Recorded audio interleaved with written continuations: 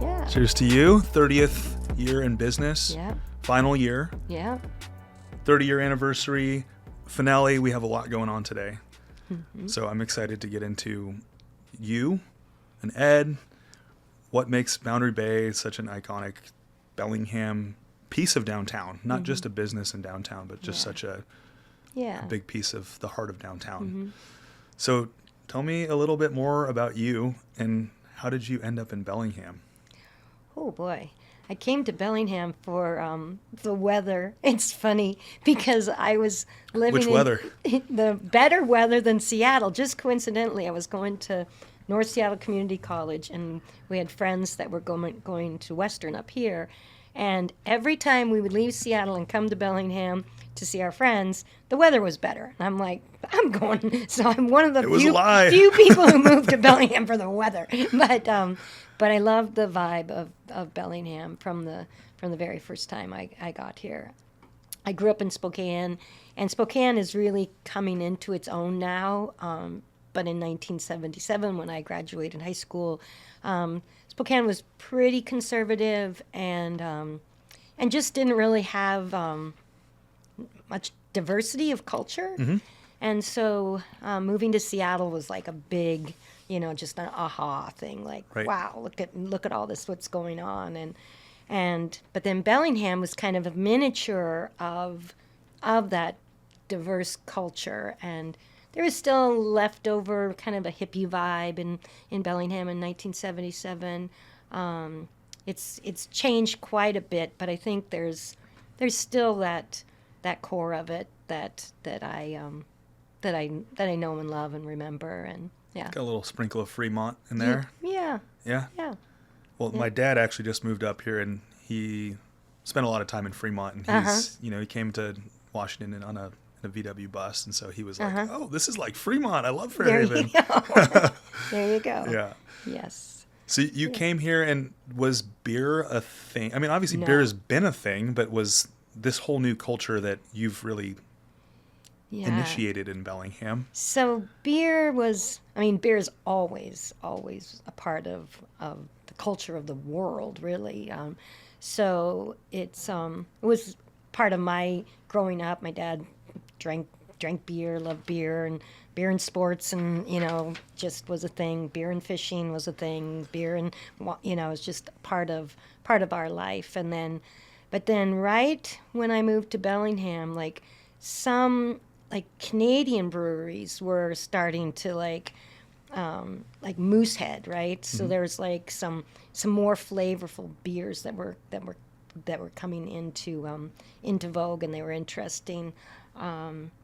Sierra Nevada didn't start until 83. Mm-hmm. So really, to get bigger flavorful beers, the Canadian beers were the first wave of offerings that were available here. They weren't like in this Coors area. Light or a Bud Light or something. Yeah. And Coors was interesting.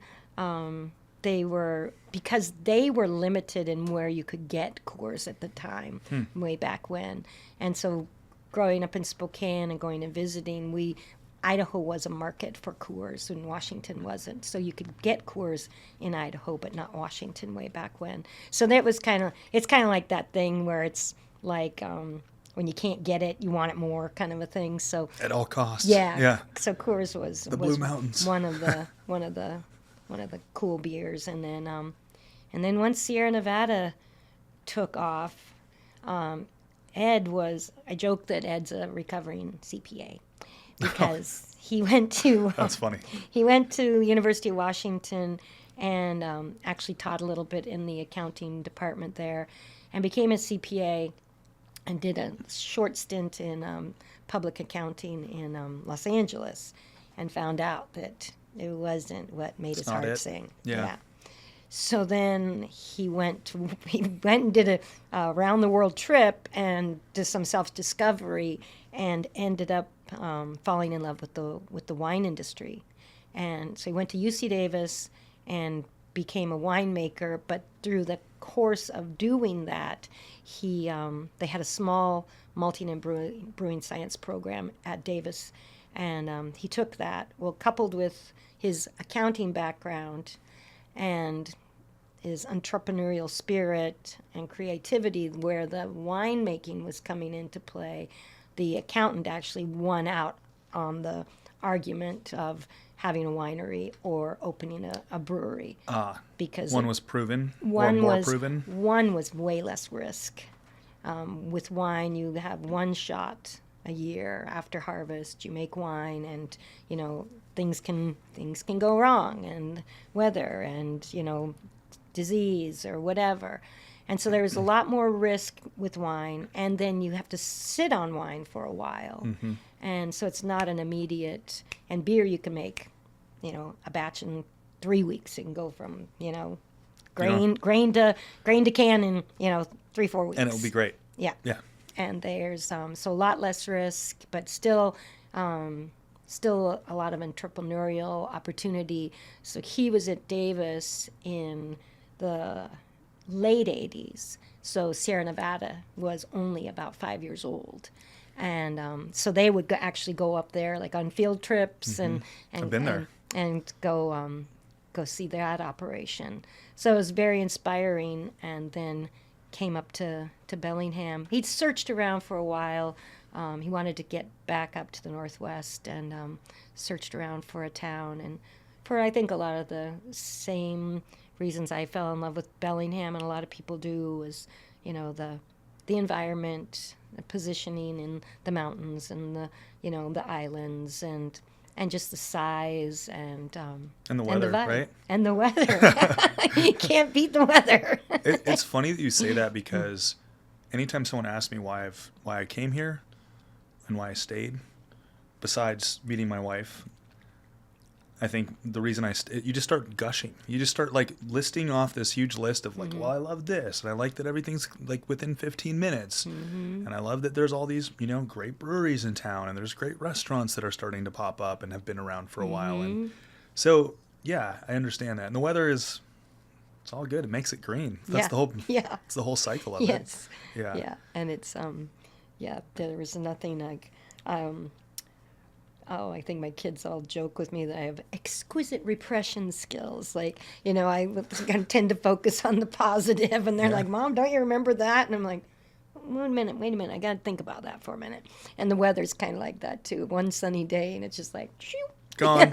It's like a toddler. They're crazy all day, and at the end of the day, you put them to bed, and they say, I love you, Dad. And you're like, okay, it's all gone. I forgive you. I'm like, you're crazy today. So tell me a little bit, because like I've always said that like if you're alone when you're on an entrepreneurial endeavor, you're either doing something really right and people are going to, there's a bell curve to it, or you're doing something really wrong. But when you were kind of coming onto the scene here and said, this is what we want to do, Ed had, the CPA brain had won, he'd come back to Bellingham. Right. How do you kind of like push the voices at it, or the people in your life that are like, oh, it's so risky, because everybody's going to, the real ones are going to be like, do whatever makes you happy. Yeah. Well, and Ed had a different vision that is realized today. He had a vision of a winery but functioning as a brewery, so that he didn't want anything like aesthetics. He didn't want anything to take away from the beer. The beer was front and center of everything. And so the food was kind of, he'd had no restaurant experience and no idea. So the food was very downplayed. He wanted everything. If you walk in the brewery, you'll see like the big windows, and you look right into the brewery, and it was very industrial. He wanted this industrial look, and there wasn't a TV. It was, everything was going to be about the beer. The beer was, and the beer still is. I mean, the beer is what we are, but but it needed a food component and a community component, and those things were kind of just laying there, just kind of waiting. And then when the right people came along, and then it just like this little spark, and it hit that fuse, and it was like, okay, now we got it. So he wanted to give back to the community. That was part of what he always wanted to do, but it was that engagement with the community and through a combination of beer and giving and food and events. That was the formula. That's where everything just started clicking on all cylinders. And so he maybe wasn't people weren't telling him no, you're not doing it right, because it was new, so there weren't naysayers, and he's pretty risk averse, so anybody that was watching the financials for him would be like, well, seems like a good plan, but it was just, it hadn't been done before, and it was just amazing once it started to really go. Yeah, super fun. So was it, when you entered the scene, was that around the time that it just went from the beer's the focus to being like filling in this kind of abundance around it? It took about the first year and a half. Ed had some trouble with a couple of employees. He did have to learn some hard lessons, just as far as because being an accountant and a winemaker, a beer maker, doesn't really fill up your resume with the HR component, and so these things were some hard lessons, but he got through that, and he had some talented folks in the kitchen working for him, and some our smoked salmon chowder is still one of the most beloved items on our menu, and so it started out with a really good foundation of a few items, but it just wasn't quite as robust as what we offer now. And we went all the way to a full-on catering company at the pre-COVID, and so we had a lot of success with both the beer and the food, and I think it just took both. I would just say to Ed, I'm like, Ed, you can only drink like so many beers, but he's you like, can challenge accepted. You can have a salad, you can have an entree, you can have a dessert, and right. So it's like it didn't make any sense that the beer would be the highest grossing item in the business when you can have a steak and a beer. Well, and one attracts the other for someone that's going in for a different intention or with a different intention. So one person might say, hey, I want to go get some good food. Yeah. And then they're going to have a couple beers. Someone might say, I need to go get a beer in a week. And then they say, oh, I'm kind of hungry. So it's kind of like backfilling both directions. But so running like basically all the operations side of the business and bringing in these events, this is not, it doesn't seem like this happens all at once. Like you start to layer. Tell me about that layering experience with events and as first couple events kind of, okay. The Amnesty International, of all things, was our first, the phone rang and they said, hey, do you mind if, I'd like to work with you, and I'm like, hello, Amnesty International? So we put on a pint night for Amnesty International, and that was really the very first community event and fundraiser that we did. And so it wasn't even really just a core Bellingham event. It was something as big as that, but they that kicked it off. And then we started doing other, pretty classic kind of pint nights, or people could come in, give them the mic, and they could talk about their nonprofit and introduce themselves to the community. And then so that's about the first 2 years dabbling in little events like that. But then once we built the deck and then the beer garden, things really blew up. What's kind of crazy is that nonprofits in Bellingham, they have to pay to rent a space to do a fundraiser. Interesting. And I always thought that it was like, what? But Boundaries never charges anybody for their nonprofit. They come in, they're bringing the community to us, and I suppose if it's just a venue that needs to stand on its own as a venue, that they need that rental fee. I understand that side of the business part of it, but for us it was like, I also understand what that does to the bottom line for a nonprofit that's trying to. I mean, $2,000 is a lot for a fledgling little nonprofit, and if $1,500 of that is eaten up in a rental fee, so that they can raise money, so that's where I think the generosity, that we as an organization really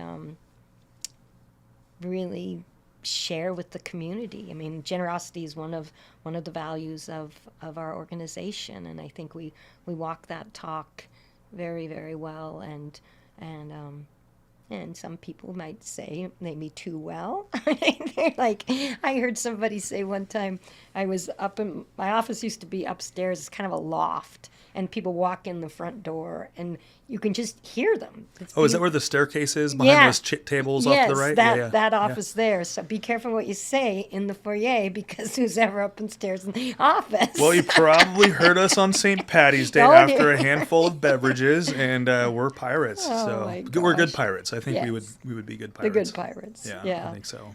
But I think what I heard them say was, ask for Janet. Ask for Janet. She doesn't know how to say no. Just say. I mean, it's like peeking over the edge, like, who's throwing me under the bus there? I'm like, look in the mirror upstairs, and I'm like, no. Yeah, oh, yes. So we have a reputation.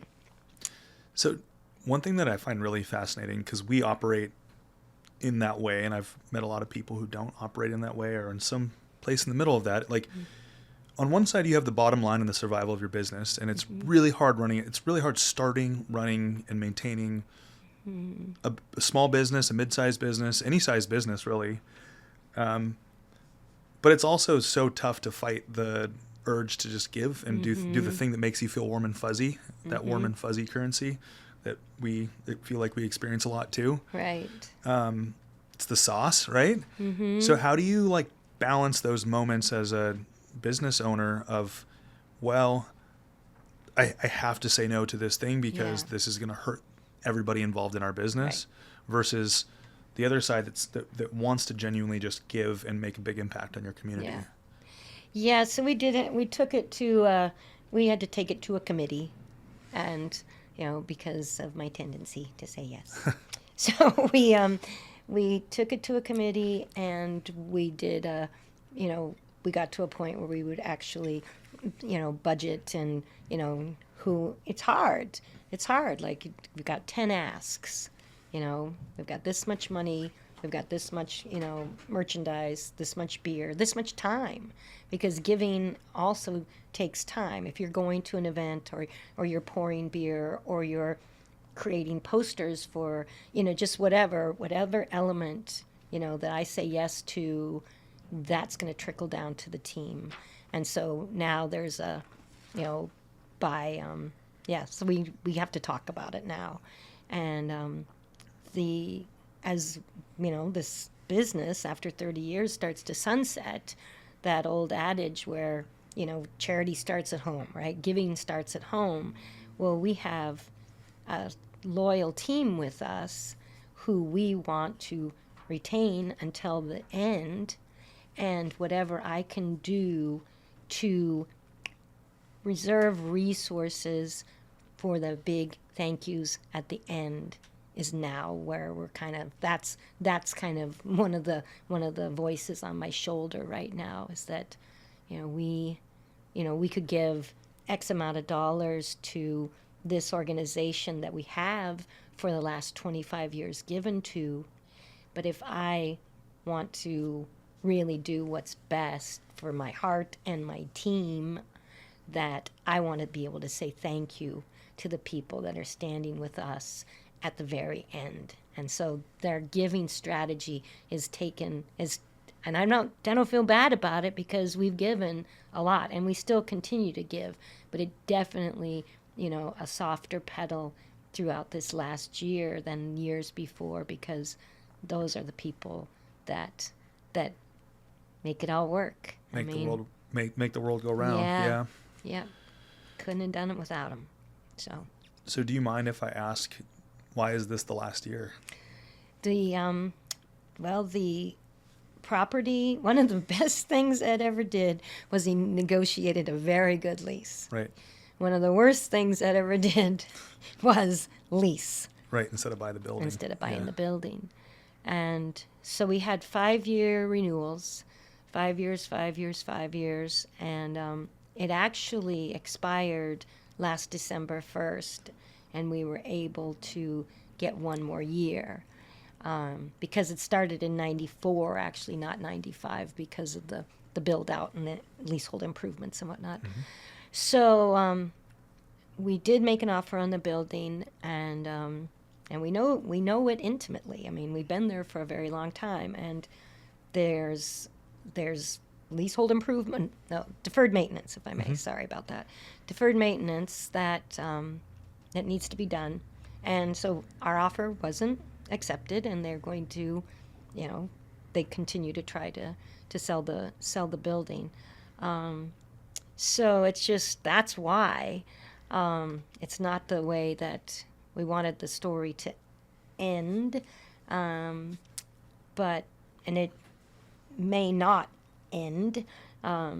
Sharing that news with our team was very, very, very hard, and what I told them was just kind of picture Boundary just kind of being put in a little box and a little bow, and it's just like sitting over there for a while.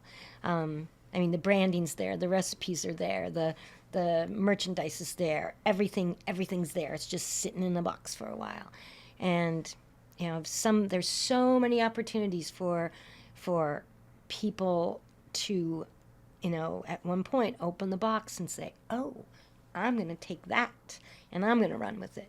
And I joke with, their cooks. I'm like, heaven's sakes, you could start a whole soup line, and you could, have, ready-made soups in all the grocery stores or delis. And it's like people walk by and they go, what? Boundary Bay, Mm-hmm. Soups, sauces, cookbooks, merchandise, a little pub on a corner. So it's the last year. Now we're down to like 6 months or something crazy. But that location on Railroad Avenue, but I really feel like the impact and the brand will resonate for a long time. And, it's going to take a while. It's going to kind of, we'll all be shell-shocked. Because that lady upstairs isn't there saying yes. But I think once the dust settles, that boundary will be around. It's just gonna look different, yeah. And where it goes and how it pops up. I mean, there's just so many components. Do all of our own graphics. We do all of our own marketing. We do all of our own videos. We do all of our own maintenance. We do all of our own cooking. I mean, everything is just, comes out of that building. And there's a lot of talented people there. So I don't think it's just going to be like just take a little nap now. Do you, as far as, the positives, Mm-hmm. Do you feel like a break is like while you figure out what the next phase of it is? Because I agree. I don't think the branding Mm-hmm. couldn't go anywhere if you tried to send it to Mars. I mean, it's like, it's so rooted in our community. So I think everybody in this room could agree that like it's not going anywhere. But are you excited for a break? Are you excited to figure out what the next chapter looks like for it? Yeah, I think I really appreciate that, that perspective and that lens, because there's so much focus right now, and oh my gosh, that was the last St. Patrick's Day, and that was the last, and that was the last Final Four, that was the last, like as the months go by, you're just marking this time with these finalities, but then, like what is it gonna be like, and and what are they gonna do? Like there's one of our team members celebrates his 22nd anniversary at Boundary this month. Wow. Another one I think is 18 this month. So he's heard a lot of yeses. What's that? That person is the 22 and 18-year anniversary folks have heard a lot of yeses. Yeah, yes. Yeah. But what are they going to do? I know they're so capable. And yes, I am really excited about the possibilities for this team. One of our long-term employees, our chef, got an opportunity with one of the U.S. food companies. So he's now, officially this week, is our food salesman. So it's like, okay, so it's like you're watching these folks leave the nest and flying, and, that's been a great honor of mine to see employees that have worked at Boundary go off and do great things. The Necco Cat Cafe, Caitlin and Corey met at Boundary, and they've opened now 2 very successful businesses. The Mount Bakery was birthed out of our basement. Really? Yeah. The commissary kitchen? Yeah. Well, yes. Olivier was the Oh, right, because there's the downstairs. If you go down the stairs, there's that second bar. Yeah. Yes. Yeah. So that was birthed out of our basement, and the Waken Bakery up in Glacier. Yep. They 2 of our employees started that. Wilson Large is a well-known videographer and filmmaker, and now has moved down to San Diego to continue that. And For the weather? yes, silly guy. He's going to miss the rain in due time. Yeah. So it's just been such an honor to see these folks, and your wife, Emily. Yeah. We've had so many people, work for us and go on to do really, really great things. And, so what this last Team Boundary is going to do, I'm real curious. And who is going to take up, piece out of that box and run with it? And what's that going to look like? Lots to think about. Yeah. But it's no still shortage. No shortage. Yeah. No shortage of yeses. Yeah. Okay, I want to take us back a little bit. Okay. We're going to zigzag a little bit here. All right. So you and I don't know when Chuckanut started, but you guys really put the flag on the map for beer, microbrewery in Bellingham. What was it like to see probably the slow leapfrog at the beginning, and then there was this probably the last 10 years is when things just started getting out of hand, and in a good way. More beer, great, okay, but also whoa. Yeah. What was it like to see that acceptance of the community, and then starting to see other people go, oh, yeah, I can do that, and then I know that the beer scene is very the brewery world is very collaborative, and the people that don't make it are the ones that just don't share and collaborate. Yeah. It's kind of a cool, really cool culture. No, it is. It is. It's just that Bellingham, if you look at Bellingham as a pie, the pie didn't quite grow as large and fast as the number of slices, if I may, which became the breweries. Chuckanut, I believe, was maybe it was 2008. We were 12 years old, maybe, when Chuckanut came in. But maybe we were 8 years old. I'm sorry, my history's a little blurry.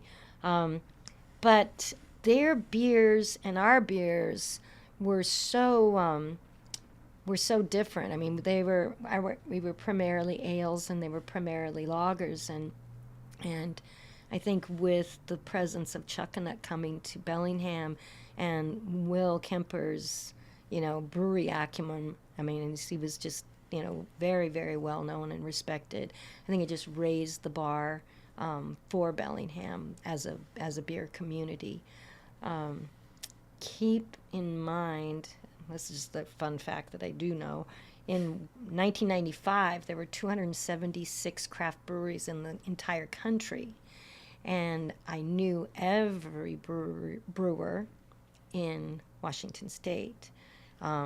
Now there's wildly over 500 in Washington State, and I think we're nearing we did have a down year, but we got close to 10,000 in the country. So, so when we were just growing from Boundary to Chuckanut, and we had different, very complementary beer styles. I think it was a net positive for both of us. And then when the next big wave came 12 years ago, because 12 or 13, Colson just celebrated an anniversary, I think, just this last weekend. And I can't remember if they became teenagers or not, but I think so. But that's when it got really explosive. That's when they, that's Aslan and Wander and Colson, and so there was a little bit of adjustment as far as and it was on both sides, because and it made sense. If you lived over by Wander, why are you going to drive to Boundary? And if you lived over here, or if you preferred this or that, and you had choices, right?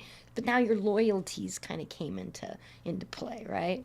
So it was a little comical, and because I would go somewhere, and these folks that had been quote unquote regulars for years and years, they would try to kind of hide, kind of duck, kind of oh God. You're how dare you drink other beer? What are you doing? I wasn't gonna, I didn't feel like that, but I felt that they were kind of oh dear, because the relationships, beer is just it's very friendly. It's very approachable. It's and you feel when you're at Boundary, I want people to feel like they're safe and comfortable and at home, and and cared about, and so you don't just take that experience, and there's value in that, right?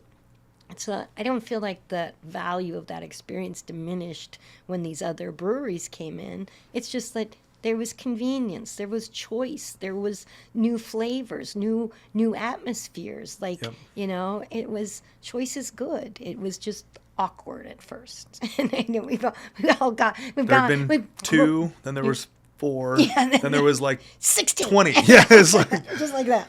Yeah. Well, that's interesting too, because now that I think of it, it's a very different experience every place you go. There's some that have similarities, and then obviously the beer being the differentiator, but there's something really grounding and homey about Boundary Bay. And it's not that the other places aren't, but there's something that Em goes, hey, let's go get a yam enchilada, or let's go get some beers, or go to St. Patty's Day, and I'm when I first came up to Bellingham, there wasn't that much. I was in 2009, and it was still we'd go to the Up, we'd go to Boundary. Oh gosh. Yeah, throwback, right? There we go. But it was there wasn't, that was the place. And it still is, but it's now it's these different vibes, and everybody that I talk to has some sort of, I love the triple seasonal IPA from this place, and I'm I just like simple beer, when I drink it, so yeah. Yep. It's we coined the phrase Brewingham. I mean, it just became, just really became a beer town, and a good beer town. Good beer. It wouldn't have ever got to this, this point. What's happened? But it's good beer, really proud of, the bar that just kind of keeps, accountability and, consistency and quality, and, so Bellingham has really good beer. Yep. And it's, it's important, and we've learned a lot as an operation as far as the brewery side of it. I mean, so throwback, when Ed was building Boundary, you had to have these things fabricated, and you had to have somebody come in and help you design, and this wasn't off the rack kind of stuff. Now it's more prefab. Yeah, well, and it's and it's just out there. It's you can Google, how to how to build a brewery, but that wasn't happening. And so it was, I wouldn't say, but it was in the beginning stages of craft beer. The ingredients, the equipment, the what can go wrong and why is this tasting like this, and stability, those kinds of things that was a big, we were learning. Everybody was learning across the country at that time. It wasn't, you had to learn, you had to pay attention. And as more breweries came into Bellingham, I think that the capacity for quality and growth and learning just became just this big think tank. And people shared and critiqued and learned and experienced or experimented and figured out, like, what's a hazy beer? I mean, That's what she loves. I mean, that wasn't a thing. So so it's really, that's a whole nother taste, a whole nother texture, of flavor that's come along in those years. And yeah. I want to go back to you just kind of the regular conversation when you had bumped into regulars at other places, but more shifting to the, like, on our first episode, if you know Jesse Nelson is one of the owners at Overflow. One of the things that we talked about was this, like, how do you create an experience where people, whether the economy's up or down, people choose your brand, your beer, your food. And obviously it's not to say they go there every time, but they go there enough where it's a big part of their pie, right? Of their experience. How do you, tell me about the experience that you want for somebody that is a regular or somebody that is their first time there. What it like when you were creating this and you've created such a strong brand loyalty with, or just experiential loyalty through relationships and good beer and, good food. But tell me, like, was that intentional, or was it just like, this is how we are and this is how we treat people? Yeah, I think that mutual respect is like the cornerstone of our values, right? Everything kind of starts from there, whether it's pieces of furniture or each other, or it's just like mutual respect. But so that's foremost, like, people all are welcome and everybody's respected, and then you just take it up another level of that. And Ed was a big fan of Cheers, and if you walk in and it's the first time and you see a group of folks that know each other, and the bartenders know each other, and the servers that have stayed for years, and the bartenders that have stayed for years, so that feeling of familiarity. So if you're in the circle of familiarity, that's one feeling. If you're outside the circle and you see it for the first time, you know it. You're like, oh my gosh, those people love and care about each other. Oh, that's cool. There's nothing that's turn-offy about that, right? No. And so I think that's us. That's part of the mission of what we want people to feel like when they come to Boundary, that we might not know you yet, but we love and care about you. Come on in. Yep. Yeah. One other thing that pops to mind, and like a little side note of this, is I hate to use the word trend setting, but because trend is not the right, trend has kind of a stigma to it, but there's a lot of people, and it's a compliment. I think it's a compliment if someone copies you. I mean, it's a little bit like your ego goes, do it yourself. Right. The second part goes, well, that means that we're doing something that is creating value, and somebody else sees the value in what we're doing. So tell me a little bit about, I see businesses out there that are on paper are just like hit all the marks. It's aesthetically beautiful. It's like the product's solid. Everything's expensive now, but that's not neither here nor there. It's just like on paper, it has everything, but the soul of it doesn't feel like it's there. Yeah. Again, hating to use the word trend setting versus trend following, what's that like doing that and having done that for a long time, along with then, Chuck and then the folks that had come after that are doing a great job. Yeah. Tell me about the difference between like checking all the boxes and having a soul. Yeah. Well, there's some funny stories within that, like people doing what Boundary, had done, and that flattery,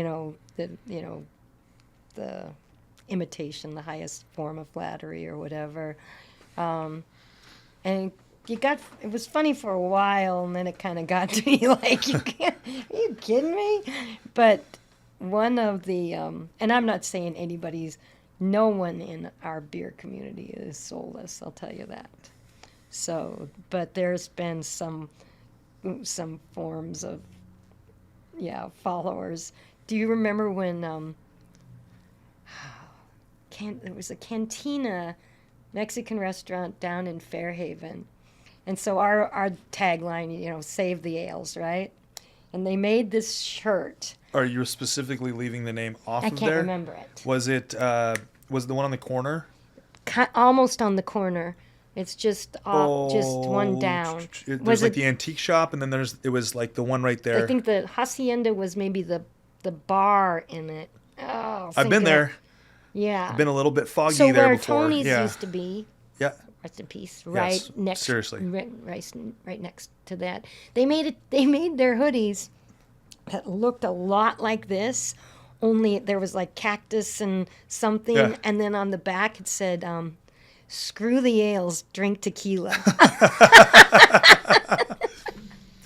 So so it's like, and that's about the point where our merchandise was really just. It was kind of ridiculous. Was it Dos Padres? Yes, you got it. Good job. See, that shows how long I've been in Bellingham. Yeah. So You're legit. Yeah. That's a aggressive poke there, but hey, So that and just different events or different beer styles that we've had people actually call and say, hey, we love your IPA, and we're opening a brewery in Eastern Washington, and we're going to try our damnedest to make it as close to yours as we can. We're like, is that a good thing? Yeah. Let me think on that one. Yeah. Yeah. So, but I think if people follow what Boundary's done, it's okay, because, like I said, we want people to feel loved and cared about, and the community to be taken care of, and operate from a generous spirit. And so if that's what we leave in our wake, I'm happy about it. What's interesting too is that for people that there's a lot of people in this community that think the way we do, with mutual respect, love, and care for our community.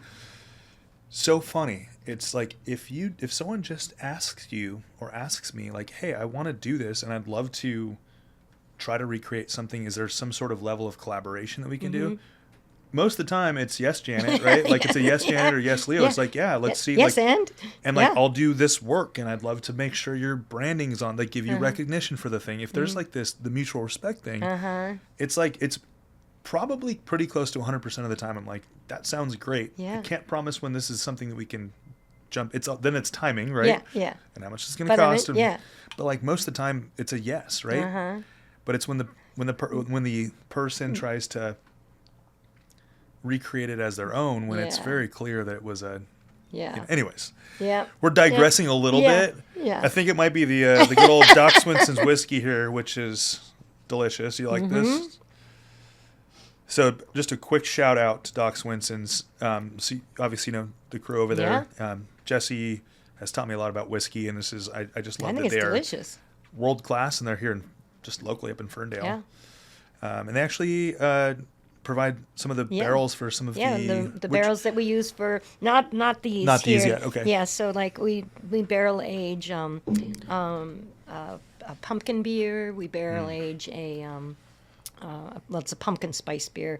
We barrel age our oatmeal stout. We barrel age our Old Bounder. Any of the barrels that we use for aging at Boundary come from Doc Swinson's. It's delicious. It's all delicious. I know. Yeah, and you can really, once you if you taste this and then taste the beers, you can get some of the, the elements of the flavors. Yeah. Yeah. It definitely has an impact to the beer, and it's delicious. Yeah.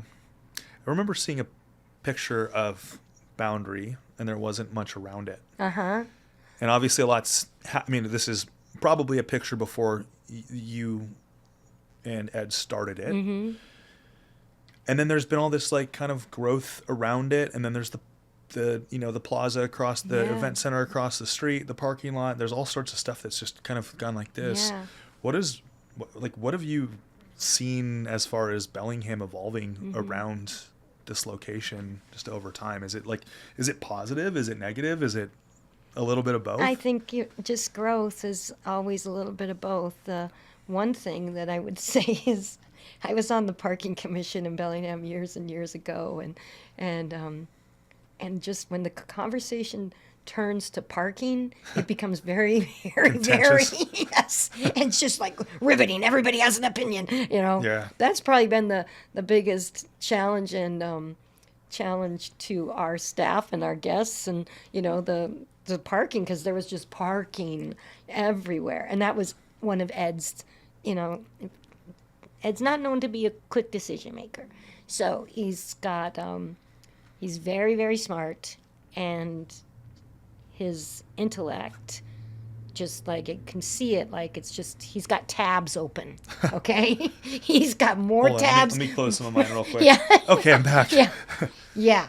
So he is very thorough. And so with Boundary's spot, the parking was definitely part of the strategy and what was, what he needed to feel like he could be successful. And so as that was taken away and taken up, and it definitely changed things. There's a cost benefit to that, but there's a lot more people that live downtown and that are walkable there. And it's walkable, and sure. So there's it's just that was a big change. And when they took the farmers market and turned it into paid parking rather than free parking, that felt threatening at first, because you could just see that parking lot fill up every day, and you'd know who parked that truck, and who parked that van, and they were coming over here, and so there you feel a little bit threatened by some of the the progress and the gentrification, Sure. because it was definitely not like it is now. Farmers market just used pop-up tents, and so it was rumors and us, and Yep.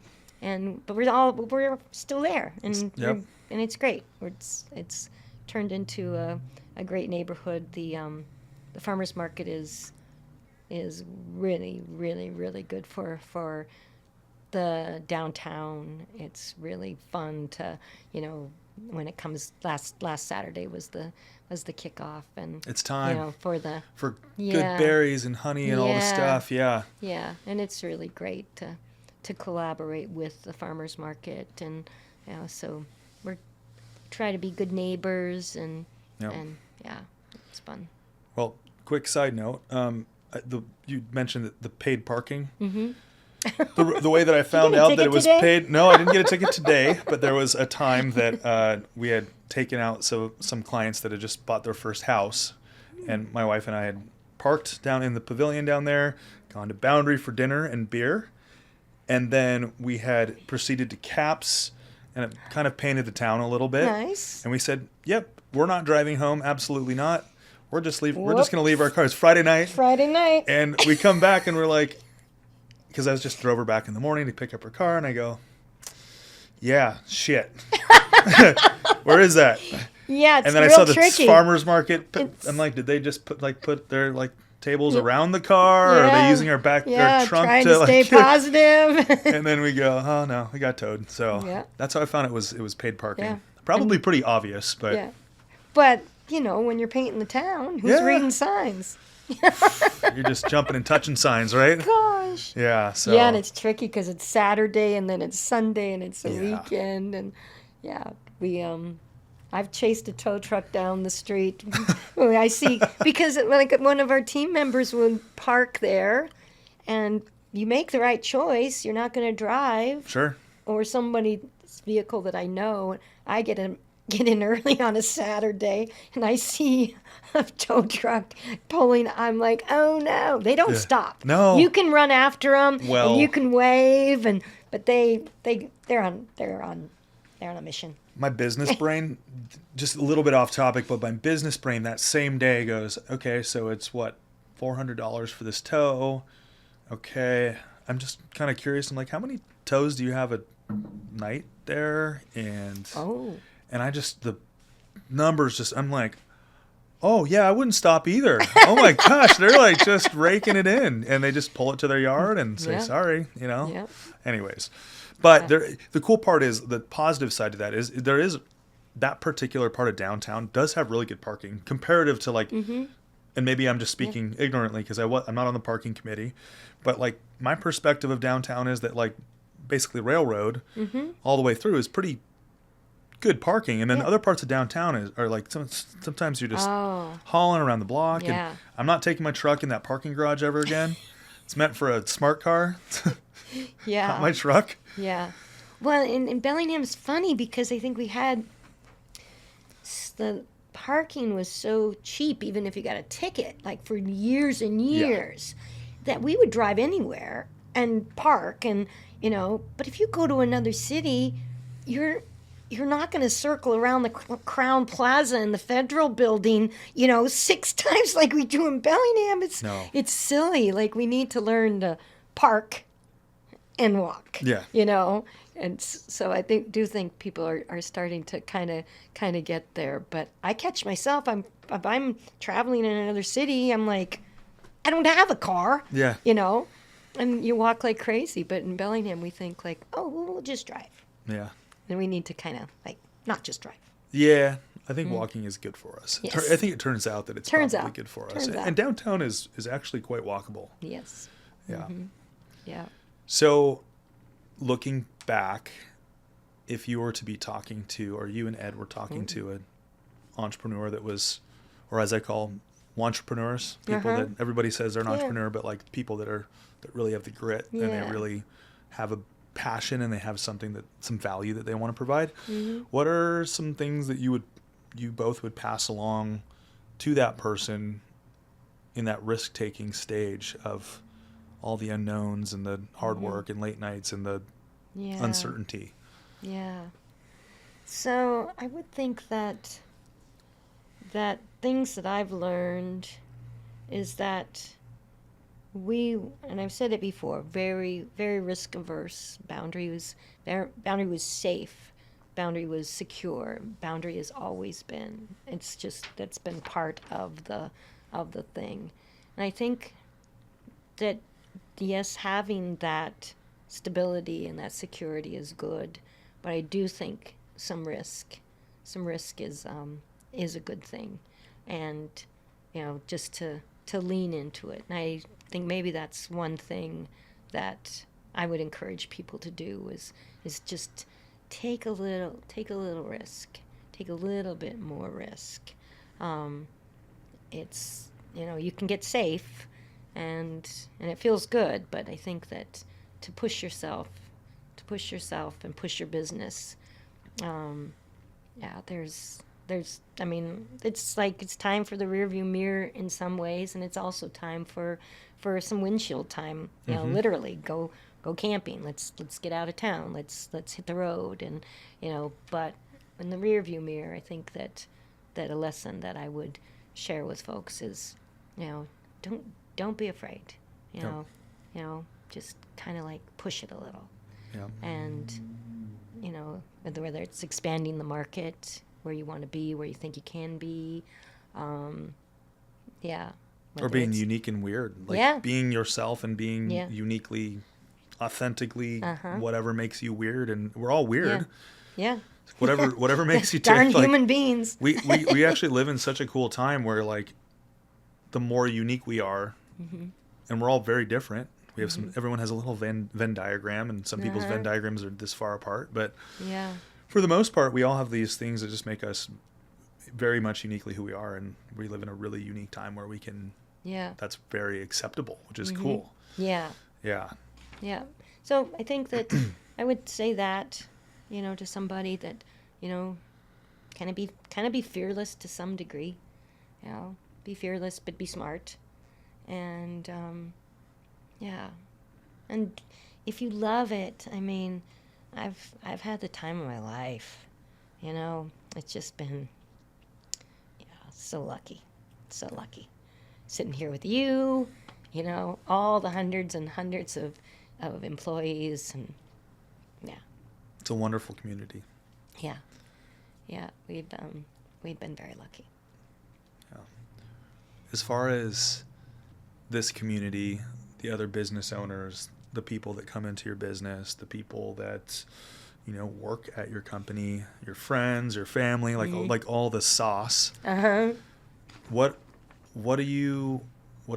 about that makes Bellingham just such a lovable place for you? Like you've given us so much to Bellingham, and it's not done. Uh-huh. It's No, not done. it's not I'm done. just throwing this out there. Yeah. For those of you that are listening, Yeah. this is not we're just turning a page to another book in the Boundary Yeah. book here. Yeah. But what would you like to say to all those people? Oh my goodness, the people in the community? Yeah. Oh, well, thank you. Yeah, it's countless. It's countless. It's, it's farmers, it's musicians, like just people that we do, commerce with, right? But they're all people that I know, and just what an opportunity. And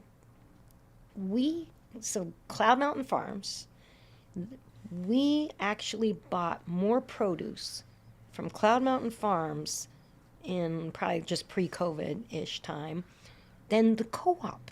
Whoa. We bought more local produce from Cloud Mountain Farms than our co-op. And I couldn't believe it. And when they told me that, I'm like we're not a grocery store, But you know what? That's just like so cool to think about, And yeah, I think just thank you. Thank you for the opportunities and the relationships and the support and oh my God, we're stuck right now. What the heck are we going to do? Oh, I know what we're going to do. We're going to call. Yeah. Because, we have relationships. And I think that's where, the real blessings were for, and continue to be, like those relationships that we know that people have our back, and if we need something, they'll come and help us, and it's just been really just very, very mutual, very, very fun. If it's hard work that needs to get done, and we get the hard work done, and if it's big fun that needs to be done, we get the big fun done. And but it's been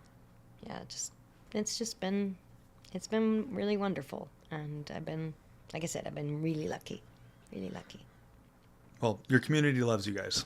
We all, everything that is you and Ed and Boundary and your whole team, we all love you guys, and you guys are awesome. And quick kind of humor on the side. I love it. I'm playing Keep Away with my daughter last night. Okay. And I jump on the bed, and I'm like, you gotta come get it. And she goes, what's the password? And I'm like, no, you gotta tell me what the password is. And she looks at me, she kind of gives this little look, and then she goes, community. And then she runs away, and I was like, oh my God. Holy shit, that's my kid. It's like, oh my God. Yeah, it was and both my wife and I are just rolling on the ground laughing but it was, I don't know where she's heard it, but that word, and I was like, she's probably heard it at every Clean Water happy hour or any events. And she's 2.5. That was pretty wild too. Yeah. But yeah, when you choose Boundary, you choose community. That's our one of our taglines, and because you can't help it. Yeah. You come in and you have a beer at Boundary, well, you've just chosen community, because that's going to go out there and help in lots of different ways. Yeah. So on that note, for those people that are listening to this show, this episode, which I could probably name you all off on one hand, there's a lot of people we don't know or we've met before. If you listen to this episode, most of you probably have my phone number, or you have Janet's information. reach out to the Building Bellingham podcast Instagram and just say beer me, and I will buy you a beer at Boundary Bay. I can't promise that I will meet you there, but I will do my best. Woohoo! So there's tab. 6. That's right. That's right. The tab's open. But yeah, and I'd love to obviously meet all of our listeners too, and I'd love to continue to really Yeah. pour into the community that way. Yeah. Pour. Hey, there we go. Yeah, there you go. But beer me. Yeah. Yeah, beer me. Sorry, Taylor. Taylor's gonna get messages from 5 people for sure. Maybe beyond, but yeah. Well, and while we're at it, September 20th is going to be the big community block party, and Kids can come. Kids, Cool. everything. We've been known to have a zip line. Oh. You never know what's going to happen at Boundary Bay's 30th anniversary party, but it's going to be Saturday, September 20th. Yeah. And it will go out on all the social media. Yeah. Oh, okay, yeah. and I'm sure Taylor will reshare that too. So, Yeah. and by the way, anything. Yeah. Does your you- Beer Me tab stop at some point? I would say. How are we going to handle this Let's accounting-wise? call it. What's the easiest? What's the easiest? Is it 1 month, 2 months, or 3 months? Let's do 1 month. We'll do 1 month. Okay. We'll do a month. Okay. If you send a message, and if for some reason, if you reach out to Janet and say, I heard beer me, just if you direct them to the Building Bellingham podcast Instagram and they message Taylor, we will either just Venmo them for a beer, or we can just, we'll figure out Okay. the right way to do it. But we've tried it in the past, and beer is the easiest way to do it, I honestly. love it. So, I yeah. love it. Yeah, Bellingham, Beer Me, Boundary Bay Brewery. We got all the Bees. All the bees. Yep. Yep. Our first salesman's name was Bruce. Bruce. And he's calling people in Seattle. He's like, "Hi, I'm Bruce from Boundary Bay Brewery and Bistro in Bellingham, and I'm going to sell you some beer." Hey, big shout out to Bruce, the master Yeah. of the bee. Yep. Yeah. Well, thank you so much for coming on and What a sharing your story. pleasure. Yeah. Yeah. What a pleasure. And this is it. Yeah. This is it.